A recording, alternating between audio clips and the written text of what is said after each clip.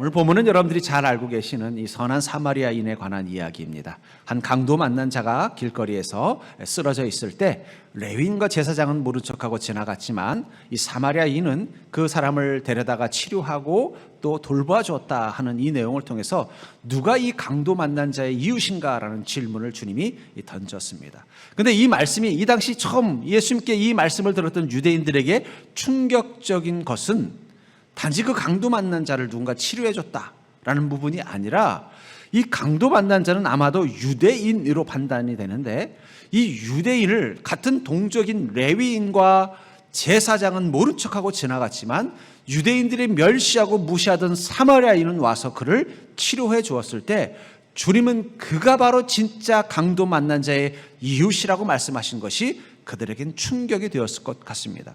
이 당시 때 유대인들은 아주 배타적 선민의식을 가지고 있었는데 요한복음 4장 9절에 보면은 이 야곱의 우물가에서 예수님께서 이 사마리아 여인을 만나는 장면이 나오죠.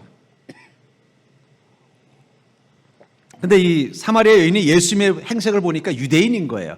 그래서 예수님을 보면서 약간은 좀 조롱하는 듯한 목소리를 이렇게 말합니다. 어찌하여 사마리아 여자인 나에게 물을 달라 하나이까?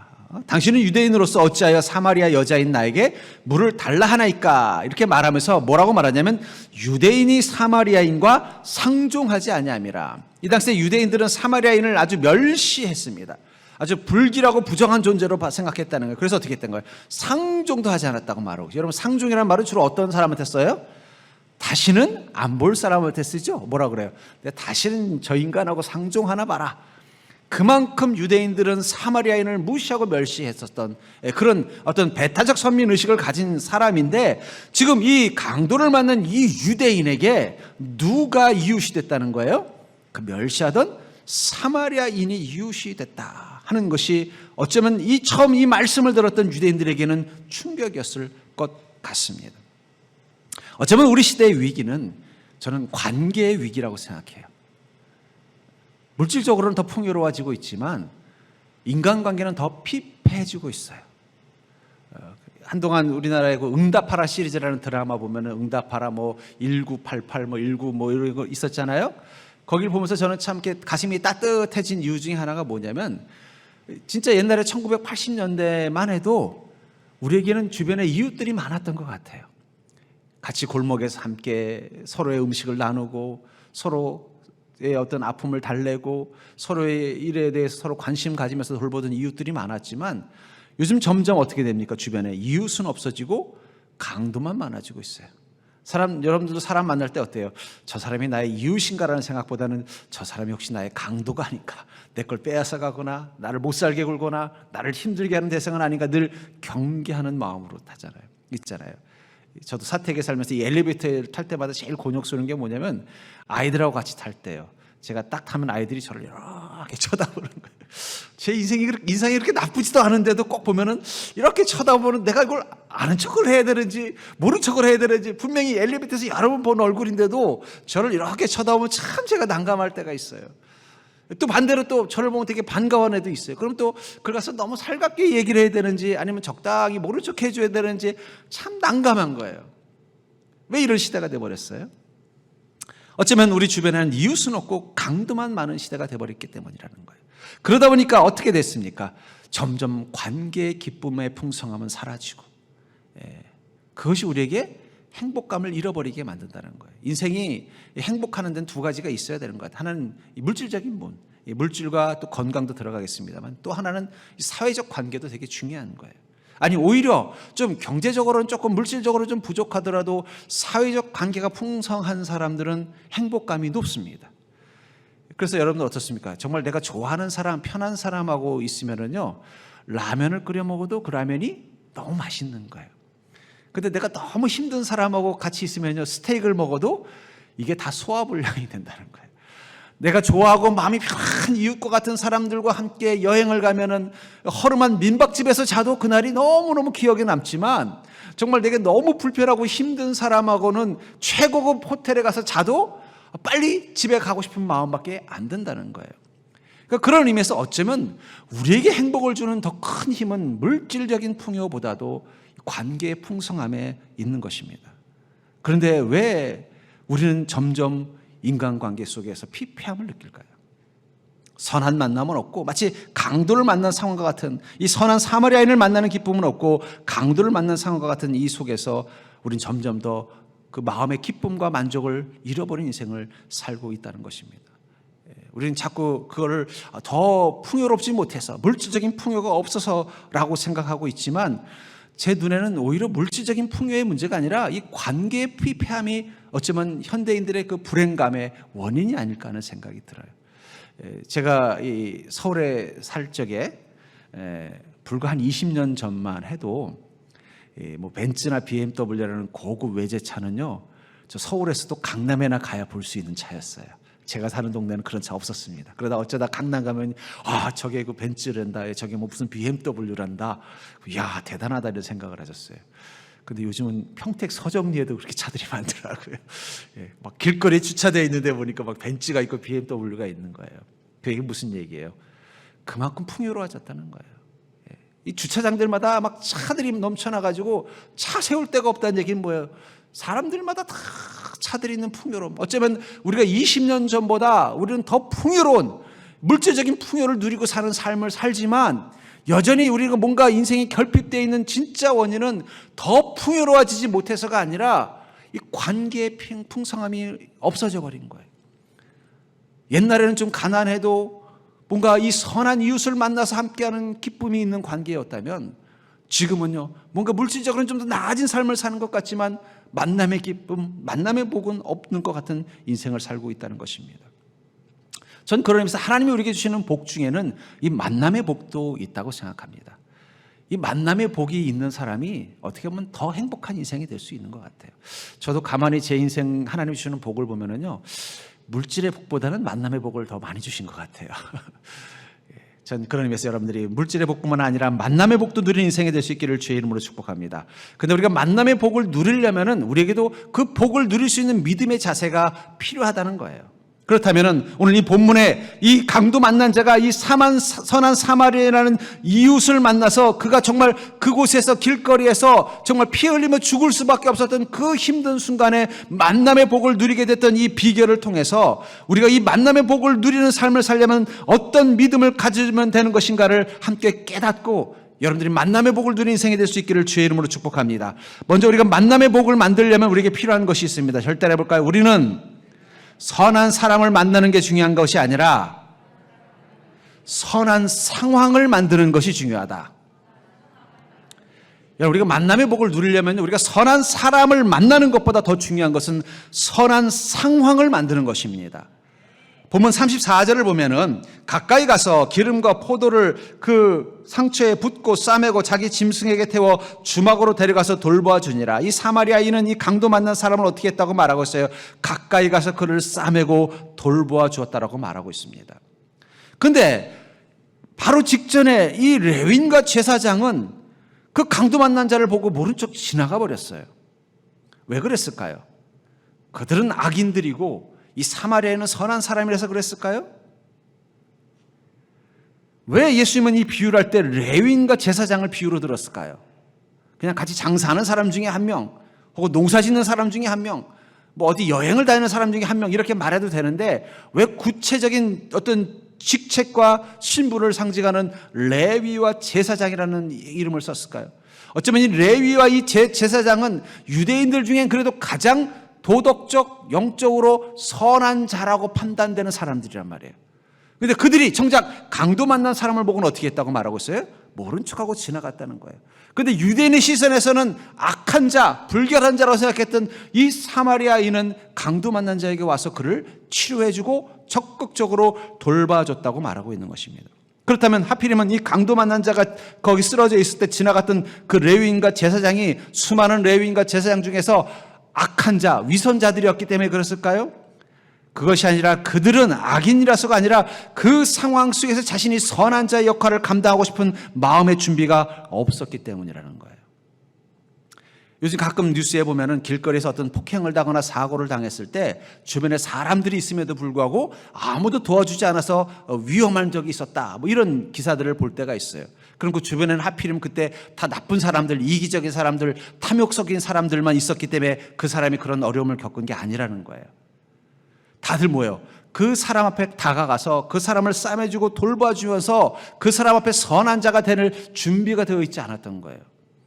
강도 만난 자에게 선한 이웃이 되려면 어떻게 해야 돼요? 자기를 희생할 수밖에 없는 거예요. 만약에 이 여행을 한 사람이 막 급한 약속이 있었는데 하필이면 강도 만난 자를 만난 거예요. 그럼 어떻게 했겠어요? 약속을 취소하든지 미룰 수밖에 없다는 거예요. 또 그 사람을 돌봐주다가 혹시 자기도 강도를 만날 수 있다는 그 위험성을 어떻게 한 것인가? 감수하고 갈 수 있는 자만이 강도 만난 자의 이웃이 될 수 있었다는 거예요. 원래 이 사마리아인 자체가 선한 사람이라서 그런 것이 아니라 그 상황 가운데 자기가 선한 사람의 역할을 감당할 수 있었기 때문에 바로 선한 이웃이 될 수 있었다는 거예요. 우리가 사람들에 대해서 오해하는 게 있어요. 그 뭐냐면 세상에는 선한 자가 있다라는 환상입니다. 제가 오랫동안 목회자로서 인간에 대해서 이해할 때 결론이 뭐냐면 절대적으로 선한 인간은 한 명밖에 없더라고요. 역사 속에서 정말 완전한 선함을 가진 사람은 딱 한 명밖에 없어요. 누구예요? 예수님 한 분밖에 없더라고요. 나머지는 선한 면도 있고 악한 면도 있어요. 하필이면 이 제사장과 이 레위인은 이 강도 만난 자 앞에서 자신의 선함을 보여주지 않은 거예요. 그래서 그는 강도 만난 자의 이웃이 될 수 없었던 것입니다. 저는 이런 상상을 해봤어요. 이 사마리아인이 이 강도 만난 사람을 적극적으로 치료를 해줬어요. 그래서 그 여관에다가 숙소에다가 데려다가 치료를 받게 하고는 본인은 또 갔다 다시 돌아온다고 약속을 했잖아요. 돌아와 보니까 강도 만난 자가 이제 치료를 받고 몸이 나은 거예요. 그래서 나를 이렇게 살려준 사람이 누군가 너무 고마워서 기다리고 있었는데 아니나 다를까 그 사마리아인이 온 것입니다. 그래서 아이고 당신이 나를 이렇게 살려줘서 내가 죽을 뻔했는데 살았습니다. 너무 감사합니다. 남들 같으면 다 도망가던데 당신은 너무너무 고맙습니다 하면서 가까이 하다 보니까 사람이 너무 좋은 것 같으니까 제가 이제부터 형님이라고 불러도 되겠습니까? 그래서 이 사마리아인하고 이 강도 만난 자하고 의형제를 맺었어요. 그래서 형님 동생 하면서 친하게 지내다 보니까 그래 형님은 무슨 장사를 합니까? 그래서 이런 장사한다니까 그렇군요. 마침 제가 좀 가지고 돈이 있는데 저랑 같이 동업을 하시죠. 제가 그 투자를 할 테니까 형님 한번 사업을 멋지게 해서 우리 같이 나눕시다. 근데 이 착한 형님이 사람은 좋은데 장사를 잘 못하는 거예요. 맨날 투자금 가지고 가서는 뭐 가서 다른 강도 만난 자 도와주고 뭐 이렇게만 하고 사업은 못하니까 어떻게 돼요? 자꾸 투자한 돈은 자꾸 없어져 가는 거예요. 형님 이번에 뭐 물건 팔러 갔다더니 얼마 남아 오셨어요? 그랬더니 아이고 글쎄 말이야 이번에 적자가 났다. 그 다음에 어떻게 됐을까요? 언제부턴가 강도 만난 자가 사마리아 형님을 뒤에서 막 불편해하기 시작하는 거예요. 난 저분 좋은 분인 줄 알았더니 영 아니네. 내가 맡긴 돈을 갖다가 다 엉뚱한 데 써가지고 지금 내가 빚을 지게 생겼잖아. 괜히 저 사람 만나가지고 내 인생이 꼬였네. 이렇게 되지 말란 법이 없다는 거예요. 여러분 우리가 가지고 있는 환상은 뭐냐면 내가 만나는 그 사람이 절대적으로 선한 사람일 것을 기대합니다. 하지만 이 땅에서 절대적인 선함을 가진 사람은 딱 한 분밖에 없었어요. 예수님 한 분뿐이에요. 나머지 사람들은요 선한 면이 있는가 하면은 악한 면도 있다는 거예요. 그게 바로 타락이라는 것입니다. 그러니까 그 사람과 내가 만남에 있어서 선한 사람을 만나는 게 아니라 그 만남이 선한 사람의 만남이 되도록 만드는 게 중요하다는 거예요. 하필 그때 레위인과 제사장은 이 강도 만난 자에게 선한 자의 역할을 할 수 없는 상황이었을지도 몰라요. 두려움 때문이든 다른 급한 사정이 있던. 그러나 이 사마리아는 마침 이 강도 만난 자 앞에서 자신이 선한 자의 역할을 하고 싶은 마음의 준비가 되어 있었고 그 만남이 어떻게 된 거예요? 선한 상황으로 이어진 것입니다. 가정이나 교회 안에서의 갈등을 볼 때도 보면요. 저는 그 생각이 들어요. 어쩌면 우리가 가족들에게 상처받고 또 교인들에게 상처받는 이유 중에 하나는 물론 그 가족 구성원과 이 교인들이 뭐 악한 사람일 수도 있겠지만 우리의 기대치가 너무 높아서 그런 것일 수도 있다는 거예요. 우리가 세상에서는 사람들을 대할 때 어때요? 그렇지 뭐 사람들이 다 악하고 이기적이고 지 욕심 채우는 데만 급급하지 뭐 인색하지 이런 마음을 가지고 세상 사람들하고 관계를 맺으니까 좀 그 사람들이 내게 실망을 줘도 어때요? 그냥 그렇지 뭐 인생 하고 넘어간다는 거예요. 하지만 우리도 모르게 적어도 가족들은 선한 이익이기를 바라고 교우들은 선한 자들이 모인 곳이기를 기대하다 보니까 어때요? 가서 보니까 사마리아에 있는 줄 알았더니 레위인들이 앉아 있는 거예요. 나는 지금 강도 만난 자의 고통과 문제가 있어서 나를 좀 돌봐주길 바라는데 그들이 인색하게 모른 척하고 갈 때 어떻게 되는 것입니까? 실망한다는 거예요. 이 교회 안에서도 친하게 지나다가 나중에 서로 원수가 되는 경우들을 종종 봅니다. 그 이유가 뭘까 생각해 보면 그거예요. 기대치. 저 사람은 정말 하나님이 나에게 주신 선한 사람이야. 다시 말하지만 선한 사람이 중요한 게 아니라 선한 상황이 중요한 거예요. 아무리 못된 사람들도요, 그 상황이 서로 선해질 수 있는 상황 가운데면 그 못됨보다는 조금 나은 모습으로 나타나는 거예요. 전 그런 의미에서 여러분들이 가정을 복되게 만드는데 가장 중요한 건 그 가정을 선한 상황으로 만들어줘야 돼요. 서로를 미워하고 증오하고 원망하는 상황이 아니라 서로를 축복하고 존중해 줄 수 있는 상황으로 만드는 게 필요하다는 거예요. 교회도 마찬가지입니다. 교회에서도 서로를 축복하고 사랑할 수 있는 공간으로 만들어주는 게 중요하다는 거예요. 전 그러면서 우리는 선한 사람을 만드는 것보다 더 중요한 것은 선한 상황을 만들려고 노력하는 게 중요하다는 거예요. 그러니까 여러분들이 속한 그 모임, 공동체에서 가장 중요한 건 내가 저 사람들 중에 선한 사람들하고만 어울리겠다는 마음이 아니라 선한 상황을 만들려면 무엇을 해야 되는가? 그런 마음을 가지고 그 모임 가운데 있는 게 중요하다는 것입니다. 그렇다면 우리가 어떻게 하면 선한 상황을 만들 수 있을까? 첫째는 바로 선한 언행으로 관계를 맺으셔야 돼요. 우리가 모임을 가질 때 그 사람들하고 선한 언행, 말과 행동이 선함이 나타나는 게 중요하다는 거예요. 서로를 지지해주고 존중해주는 관계를 맺는 게 중요하다는 거예요. 저는 이 모임이 몇 개 있습니다. 그 모임 중에는 후배들과의 모임도 있고 선배님들과의 모임도 있어요. 저는 특별히 후배들과의 모임할 때 제 철칙이 뭐냐면 절대 후배들에게 반말하지 않는 거예요. 저랑 벌써 20년 넘게 함께 모임을 갖는 그런 후배들이 있는데 저보다 2살, 3살 어린 후배들이에요. 그래도 꼭 제가 존댓말을 씁니다. 그럼 처음에는요, 형님 그러지 말고 좀 말로 오세요. 막 이래요. 근데 제가 그래도 끝까지 존댓말을 써요. 그럼 처음에는 오해를 해요. 저분이 나를 좀 이렇게 내외하나? 근데 제가 한결같이 어떻게 해요? 그 사람들을 꼭 관계를 맺고 또 깊은 속을 나누면서도 존댓말을 꼭 써주고 그 사람에 대해서 지지와 존중의 마음으로 접근하는 거예요. 그 관계가 오래 유지돼요. 근데 제가 이렇게 보면요, 친한데 위험한 관계가 뭐냐면 너무 친하다는 이유로 어떻게 돼요?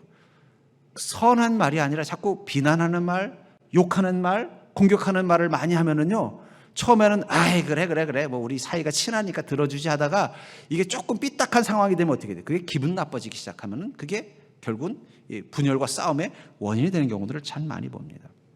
그러니까 여러분들 가족들하고도 선행의 언어가 중요해요. 선한 언행이 되게 중요하다는 거예요. 우리 어머님, 아버님들 이제 자녀들이 컸으면 함부로 말하시면 안 돼요.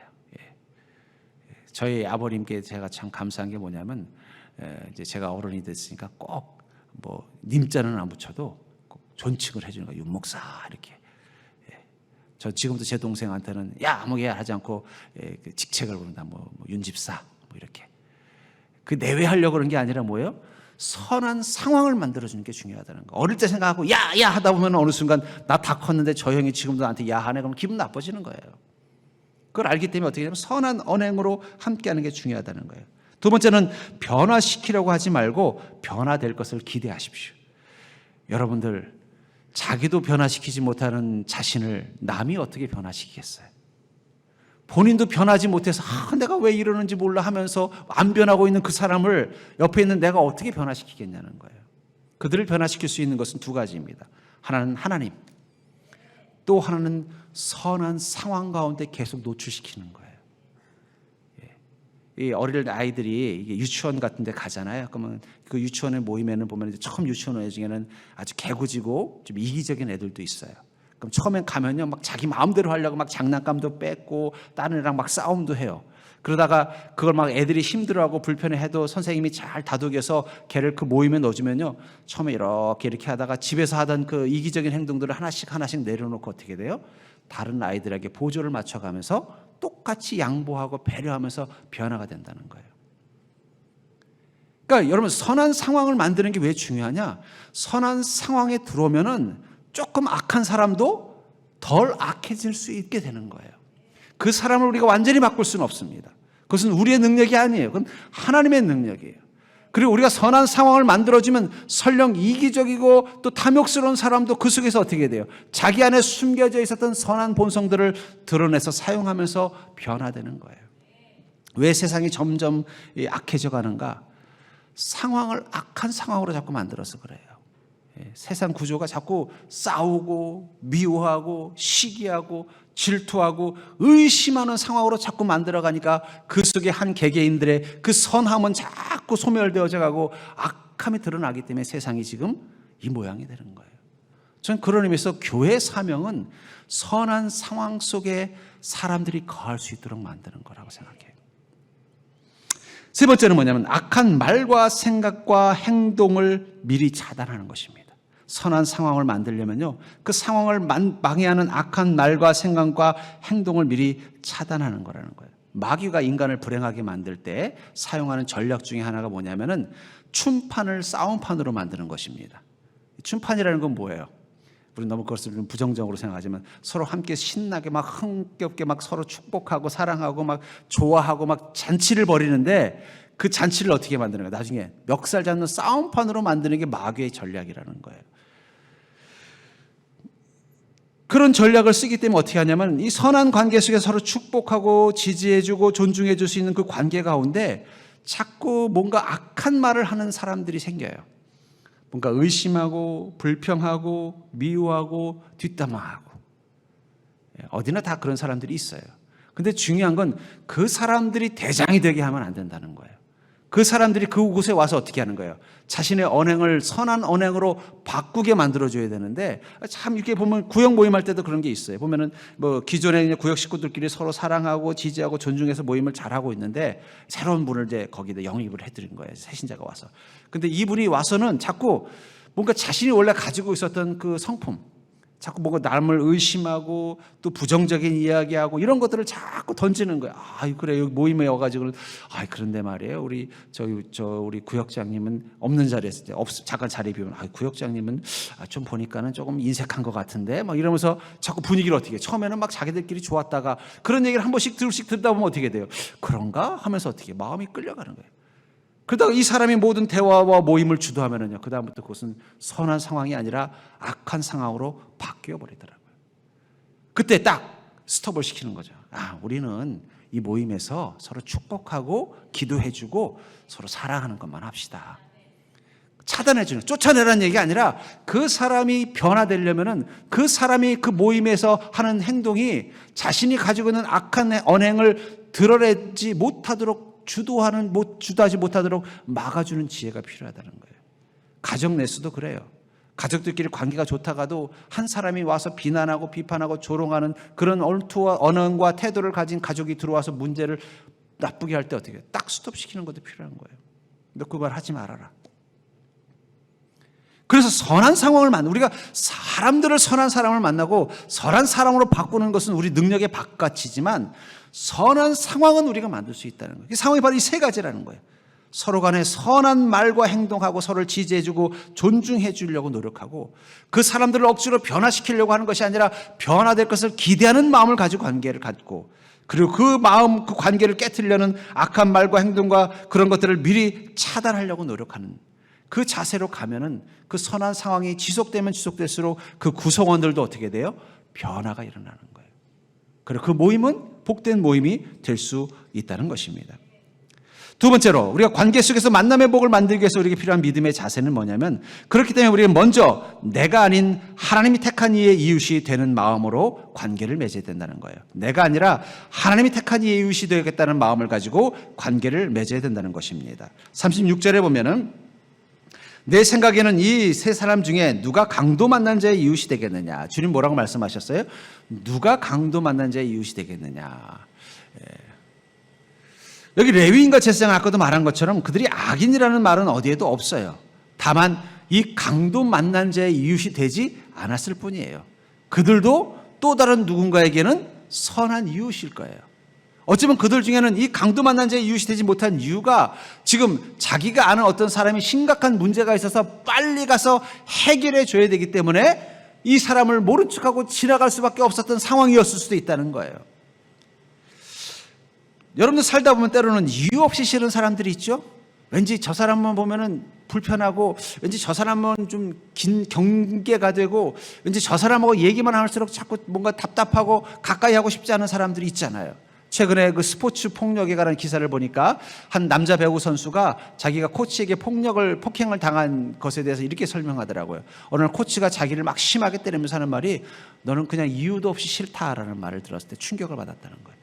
뭐 자기가 뭘 잘못해서 그랬다 이랬다면은 그걸 고치면 되는데, 이유 없이 싫다는데 대책이 없잖아요.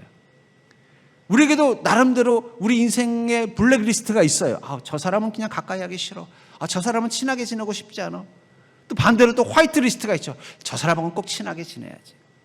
우리가 이웃을 선정하려는 마음이 있다는 거예요. 근데 오늘 본문에서 이 사마리아인이 강도 만난 자 이웃이 된 것은 자신이 원해서라기보다는 그 상황 가운데서 그 마음에 끌리면서 그의 이웃이 될 수 있었다는 거죠. 우리는 우리가 이웃을 택하려고 하지만 하나님은 그게 아니라 내가 택한 자의 이웃이 되라는 거예요. 왜냐하면 내가 원하는 이웃과 관계를 맺는 순간 그 이웃의 울타리 바깥에 있는 사람들은 뭐가 되는 거예요? 적이 돼버리는 거예요. 유대인들은 자기들끼리만 이웃이라는 마음을 갖는 순간 그 유대인 바깥에 있던 사마리아인들을 경멸하는 태도를 갖게 된 것입니다. 하나님께서는 때로는 우리가 만남을 가질 때 내가 원하는 자와의 만남이 아니라 내가 원하지 않았던 사람들과 만남을 갖도록 만드십니다. 아니, 어쩌면 우리 인생의 가장 중요한 만남은 대부분 내가 택하지 않은 이들과 만날 때예요. 여러분들, 가족들을 여러분들이 원해서 가족들이 된 사람이 있나요? 만약에 여러분들이 다시 아기 이전으로 돌아가서 만약에 뭐 아버지, 어머니, 또 형제를 선택할 권리가 주어진다면 지금 여러분들의 가족들을 선택하시겠습니까?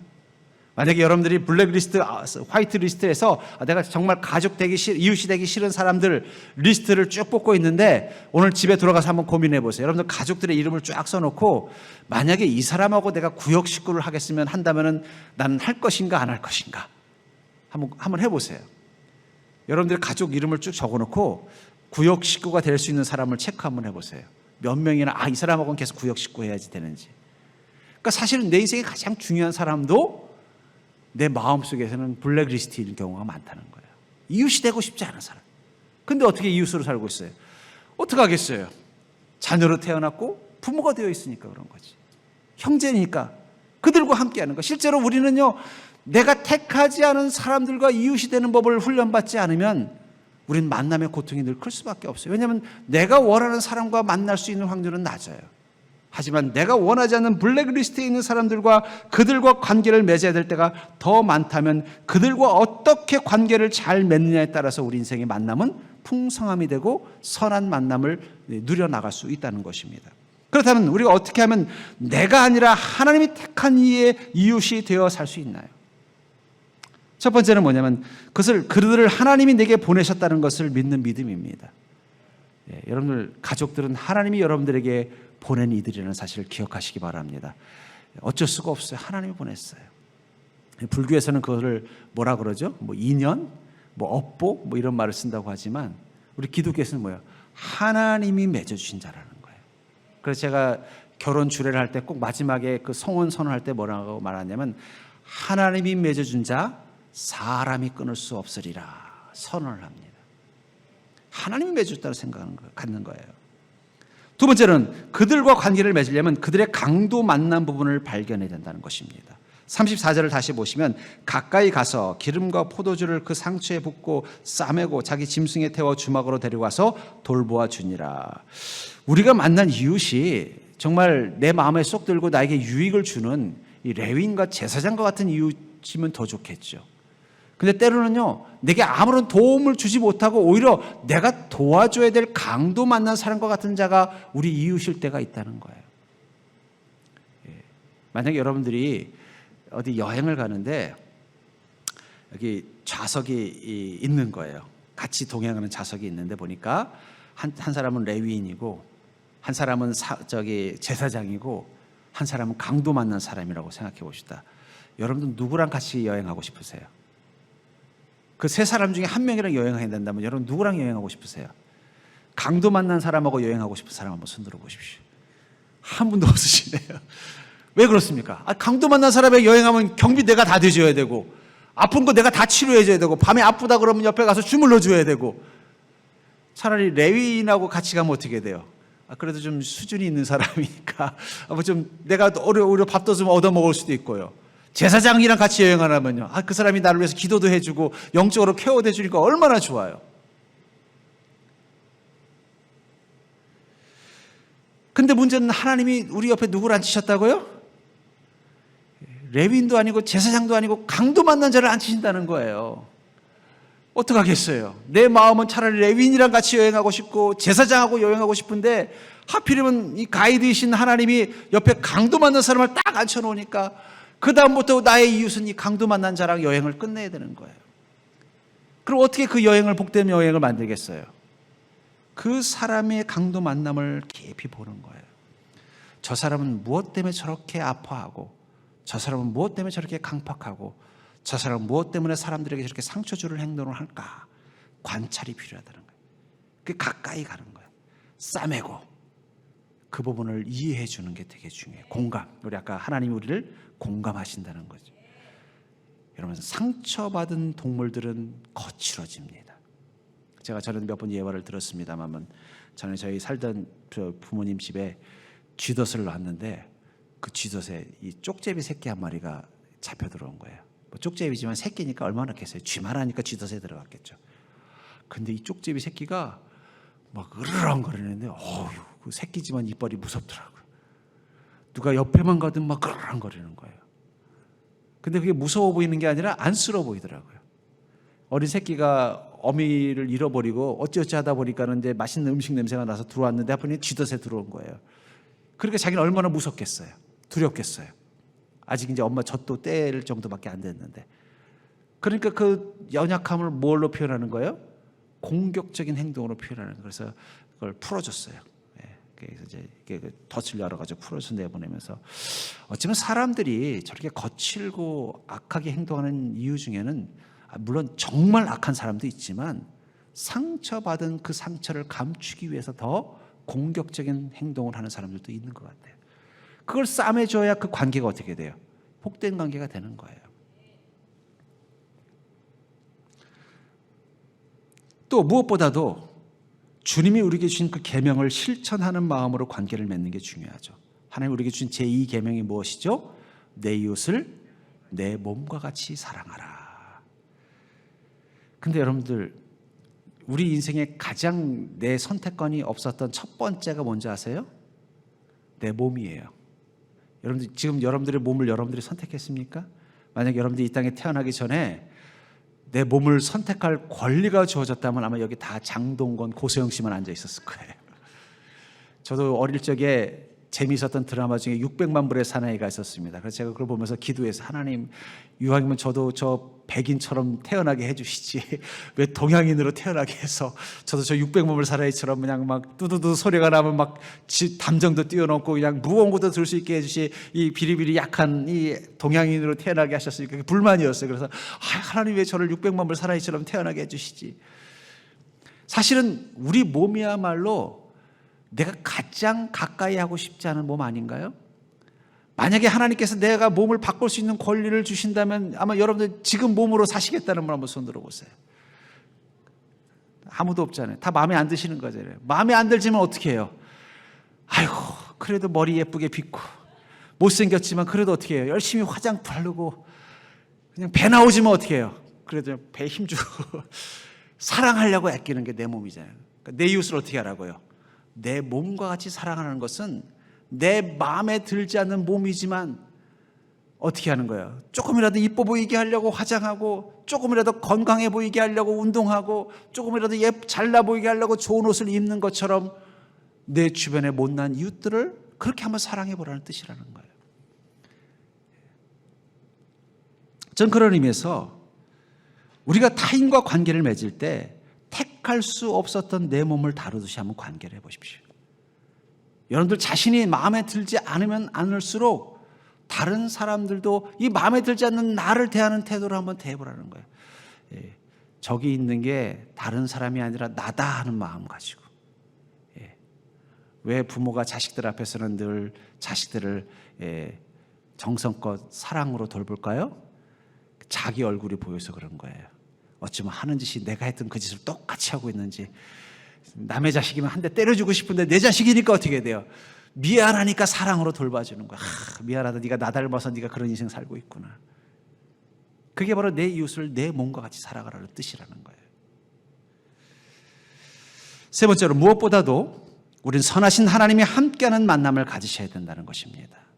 우리 모든 만남 가운데 선하신 하나님이 함께하는 만남이 되도록 만들어야 된다는 거예요. 35절을 보시면, 가까이 그 이튿날 그가 주막 주인에게 데나리온 2를 내어주며 이르되 이 사람을 돌보아 주라. 비용이 더 들면 내가 돌아올 때 갚으리라. 다른 사람 같으면은 이 강도 만난 사람을 아는 것도 아니잖아요. 급하게 자기 일정 속에서 우연히 길거리에서 이 강도 만난 사람을 봤으면 데려다가 뭐 병원이 없어서 이 주막에 보내서 치료해주고 해줬으면 그걸로 자기 도리는 다 한 거예요. 근데 이 사람은 뭐라고 말하고 있어요? 돌아와서 돈이 부족하면, 치료비가 부족하면 내가 더 줄 테니까 정성껏 치료해 주십시오, 요청하고 있다는 거예요. 그렇다면 이 사마리아인은 정말 무한한 사랑을 가진, 정말 제대로 된 인격을 가진 사람이라서 그랬을까요? 저는 아니라고 봐요. 그가 그런 마음을 가진 것은 그의 마음 가운데 자비함이 있기 때문입니다. 그래서 본문 이 37절에 뭐라고 말하고 있어요? 자비를 베푼 자니이다. 이 강도 만난 자는 자비를 베푼 자를 만난 거예요. 이 자비라는 말이 헬라어로 엘레오스라는 단어를 쓰는데, 이 단어는 하나님의 성품을 표현할 때 쓰는 단어예요. 에베소 2장 45절에 보면은 긍휼이 풍성하신 하나님이 할 때 이 긍휼이 바로 엘레오스라는 단어예요. 다시 말해서 이 사마리아인이 이 강도 만난 자에게 정성껏 돌봐줬던 것은 그의 성품과 그의 인격으로 한 것이 아니라 그의 마음 가운데 어떤 성품이 있었다는 거예요. 하나님의 마음, 하나님의 성품이 있었기 때문에 돌봐줄 뿐만 아니라 어떻게 한 것인가? 부족하면 내가 돌아와서 또 그 돈을 다 댈 테니 우리 주인 사장님 좀 이 사람을 좀 잘 돌봐주십시오. 마치 자기 가족이나 일행이 부상당한 것처럼 지극정성으로 했던 것은 그의 마음 가운데 엘레오스가 있었기 때문이라는 거예요. 우리 그리스도인들이 선을 행할 때 가장 중요한 것은 자기의 마음으로 하셔서는 안 돼요. 여러분들의 마음으로 선행을 하면요, 미천이 반드시 드러나게 돼 있어요. 처음에는 아이 그래 내가 좀 참아주지, 아이 그래 내가 좀 도와주지 하다가 좀 지나면 어떻게 돼요? 아니 내가 내 가족들한테도 안 한 것을 내가 왜 저 사람한테 해야 돼? 이런 미천 생각이 나게 돼 있다는 거예요. 그 무엇으로 해야 돼요? 엘레오스, 하나님의 마음으로. 너희는 이 마음을 품으라 곧 그리스도의 마음이니. 그 그리스도의 마음은 무엇입니까? 에베소 2장 그 5절에 보면 2장 4절 5절에 긍휼이 풍성하신 하나님이 우리를 사랑하신 그 큰 사랑을 인하여 허물로 죽은 우리를 그리스도와 함께 살리셨고, 바로 예수 그리스도를 통해서 우리에게 보여주신 그 자비, 그 사랑, 그 사마리아인과 같은 그 모습, 그게 바로 그리스도의 마음이라는 것입니다. 그렇기 때문에 여러분들이 선한 관계를 만들 때 가장 중요한 것은 여러분들이 하나님의 마음을 품고 관계를 맺어야만 그곳에 선한 관계가 만들어지는 거예요.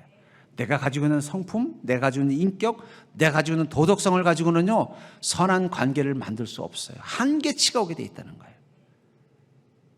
그것을 뛰어넘어서 온전한 선함의 만남을 가지려면 거기 반드시 그리스도의 마음이 필요하다는 것입니다.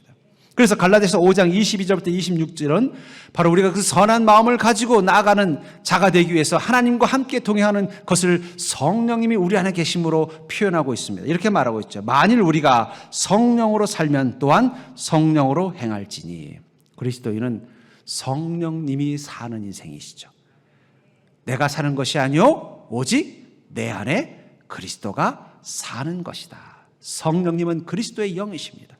그 그리스도가 내 안에 살면 또한 어떻게 된다고요? 성령으로 행한다. 행동에 성령님의 행하심이 나타난다는 거예요. 우리 안에 그리스도가 사시면은요, 우리의 손과 발과 입에서 나오는 것은 그리스도의 말과 손과 발의 행동일 것입니다. 우리가 사도행전에 집중하는 이유는 뭐냐면, 사도행전에 나오는 그리스도인들은 바로 성령으로 행하는 자의 모습이 무엇인지를 우리에게 예시로 보여주기 때문에, 아, 성령 충만한 사람은 저렇게 말하는 것이고 성령 충만한 사람은 저렇게 행동하는 것이구나. 그것을 우리는 사도행전을 통해서 알게 된다는 것이죠. 그리고 구체적으로 그러면 성령으로 살며 성령으로 행할 때 우리는 어떤 모습이냐를 26절에 헛된 영광을 구하여 서로 노엽게 하거나 서로 투기하지 말지니, 우리가 관계를 맺을 때 헛된 영광, 자기가 인정받고 존중받고 높아지고 싶은 그것을 버리게 만들어준다는 거예요. 왜냐하면 그것들이 무엇을 만들어요? 서로를 노엽게 한다는 거예요. 서로 기분 나쁘게 만들고, 지가 잘났으면 얼마나 잘났다고 나한테 이렇게 행동해? 이런 마음들을 들게 하지 않는다는 거예요. 서로 투기하지 않고, 이거 잘 되는 거 보면 기뻐하는 게 아니라, 왜 나는 하나님이 안 사랑하시나 봐. 왜 저 집사람에겐 저런 좋은 일들을 주시고 나에게는 이런 일을 안 주실까? 그것은 성령님이 행하는 마음이 아니라는 거죠. 성령님이 함께 계시면 그런 마음들이 안 생긴다고 말하고 있다는 거예요. 그러니까 어떻게 돼요? 그 만남이 복된 만남이 될 수밖에 없다는 거죠. 그것을 위해서 성령님이 우리 안에서 우리를 변화시키는 모습을 이 성령의 열매를 통해서 말하고 있습니다. 22절에 오직 성령의 열매는 사랑과 희락과 화평과 오래 참음과 자비와 양선과 충성과 온유와 절제라고 말하고 있어요. 다시 말해서 성령의 열매라는 것은 성령이 우리 안에 오셔서 우리의 삶을 변화시키는 모습을, 인격적 변화를 말하고 있다면, 이 사랑과 희락과 화평과 오래 참음과 자비와 양선과 충성과 온유와 절제는요, 관계에 필요한 성품이라는 거예요. 나 혼자 있을 때 사랑, 희락, 화평, 오래 참음, 자비, 양선, 충성, 온유, 절제는 별로 큰 의미가 없어요. 하나님과의 관계든 사람들과의 관계 속에 필요한 성품이라는 거예요. 결국 그 말은 무엇입니까? 성령님이 우리 안에 계시면서 우리 안에 행하실 때 나타나는 우리 삶의 모습이 어떻다는 거예요? 관계를 선한 관계, 복된 관계로 만들 수 있는 자가 될 수 있도록 만들어 주신다는 것입니다. 그렇기 때문에 우린 더욱더 어떻게 될까요? 성령의 충만함으로 만남을 가져야 돼요. 하나님이 함께하지 않는 만남은 갖지 마십시오. 성령님이 함께 계시지 않는 만남은 가져봤자 거긴 인간적인 모습이 나오고, 인간적인 모습은 결국은 뭐가 되는 거예요? 강도 만난 자는 있지만 사마리아인은 없는 상황으로 만들어버린다는 거예요. 그러니까 친하게 지내려다가 원수가 되고, 가족들끼리, 형제들끼리 의가 상하게 되는 거예요. 교우들끼리 서로 시험 들고 상처받게 되는 거예요. 성령님이 함께하지 않는 만남은 가지 마십시오. 여러분 어딜 가든지 누구를 만나든지 반드시 그곳에 하나님과 성령님과 함께 가는 믿음이 되기를 주의 이름으로 축복합니다. 그러려면 어떻게 되겠어요? 여러분들은 만남을 위해서 기도할 뿐만 아니라 기도하는 마음으로 만나셔야 돼요.